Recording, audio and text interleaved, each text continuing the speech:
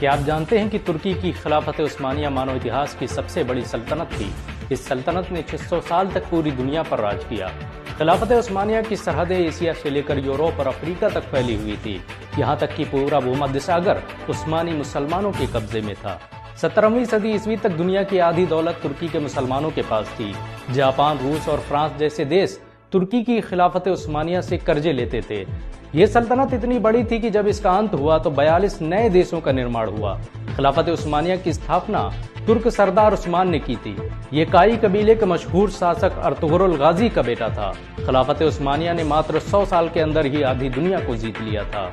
मिस्र से लेकर फिलिस्तीन, जॉर्डन, यहाँ तक कि इटली, मलेशिया और फ्रांस के अधिकांश हिस्से खिलाफत उस्मानिया के कब्जे में थे। आपको ये जानकर शायद हैरानी हो कि मैसूर के शासक टीपू सुल्तान भी खिलाफत उस्मानिया का हिस्सा थे। उस्मानी सुल्तान सलीम ने उन्हें भारत में अपने नाम का सिक्का चलाने की इजाजत दी थी। बहुत कम लोग जानते हैं कि सल्तनत उस्मानिया का अपना खुद का बैंक था। 1863 में तुर्की हुकूमत ने इंपीरियल उस्मान बैंक की स्थापना की थी, जिसका मकसद देश के गरीबों और कमजोर लोगों की मदद करना था। 20वीं सदी की शुरुआत तक इस सल्तनत में रहने वाले लोगों की प्रति व्यक्ति आय अमेरिका, रूस, जापान जैसे देशों से अधिक थी। मानव इतिहास की सबसे बड़ी सल्तनत खिलाफत उस्मानिया ने दुनिया को सबसे अधिक वैज्ञानिक और डॉक्टर दिए। आपको ये जानकर शायद हैरानी हो कि स्टीम पावर और स्टीम टरबाइन की खोज तुर्की के वैज्ञानिक तकीउद्दीन ने की थी। दुनिया का पहला सर्जिकल एटलस उस्मानी वैज्ञानिक सरफुद्दीन ने बनाया था। सरफुद्दीन ने ही बच्चों में होने वाली हाइड्रोसिफिलिस बीमारी का इलाज खोजा था। इस महान वैज्ञानिक ने हाथों की सर्जरी के बाद लकड़ी की पट्टियों को बांधने की जिस परंपरा की शुरुआत की, उसे आज पूरी दुनिया में इस्तेमाल किया जाता है। ऑपरेशन के दौरान जिस चिमटी, स्कैल्पल और कैथेटर को दुनिया भर के डॉक्टर इस्तेमाल करते हैं, उसकी खोज उस्मानियों ने ही की थी। चाय की खोज करने वाला खालिद भी एक तुर्क मुसलमान था। आपको ये जानकर शायद हैरानी हो कि दुनिया की सबसे पढ़ी लिखी आबादी उस्मानी साम्राज्य में रहती थी। दुनिया के सबसे बड़े स्कूल और कॉलेज खिलाफत उस्मानिया का हिस्सा थे। ये दुनिया की सबसे आधुनिक सल्तनत थी, जिसकी हर मस्जिद और मदरसे में लाइब्रेरी की सुविधा मौजूद थी। तुर्की के मुस्लिम शासकों ने अल अखियान नाम के एक संगठन की स्थापना की थी, जिसका मुख्य काम मुसलमानों की आर्थिक मदद करना था। अल अखियान अमीर लोगों की जमात थी, जिन्होंने अपनी सारी दौलत मुसलमानों और इस्लाम के लिए दान कर रखी थी। इतिहासकारों की माने तो खिलाफत उस्मानिया के तीसरे सुल्तान मुराद प्रथम ने ही दुनिया की पहली जानिसारी फौज की स्थापना की थी। ये सुल्तान के पर्सनल बॉडीगार्ड थे, जो आसपास की चीजों पर नजर रखते थे।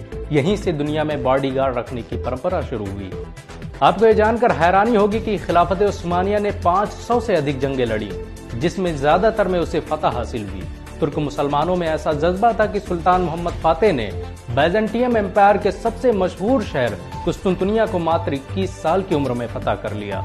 उस्मानी फौज दुनिया की सबसे ताकतवर फौज थी। बारूद से चलने वाले हथियारों की खोज तुर्की के मुसलमानों ने की थी। आपको ये जानकर शायद हैरानी हो कि समुद्री जहाजों पर तोपों का सबसे पहले इस्तेमाल उस्मानियों ने ही किया था।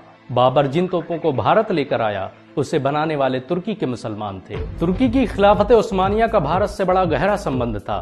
मुगल दरबार में बड़ी तादाद में तुर्की के आलिम और वैज्ञानिक मौजूद थे। 19वीं सदी तक तुर्की के सैन्य बेड़े हिंद महासागर की सुरक्षा करते थे। प्रथम विश्व युद्ध के बाद जब ईसाई और यहूदी देशों ने मिलकर खिलाफत उस्मानिया के टुकड़े कर दिए, तो खिलाफत उस्मानिया को बचाने के लिए हिंदुस्तानी मुसलमानों ने जान की बाजी लगा दी। 1919 में मौलाना मोहम्मद अली और मौलाना शौकत अली के नेतृत्व में खिलाफत आंदोलन की शुरुआत की गई।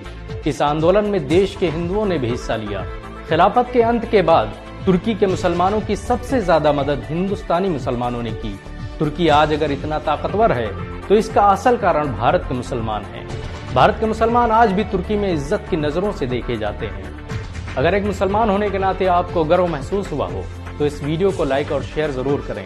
ऐसी और वीडियो को देखने के लिए हमारे चैनल को सब्सक्राइब करें, घंटा जरूर दबाएं।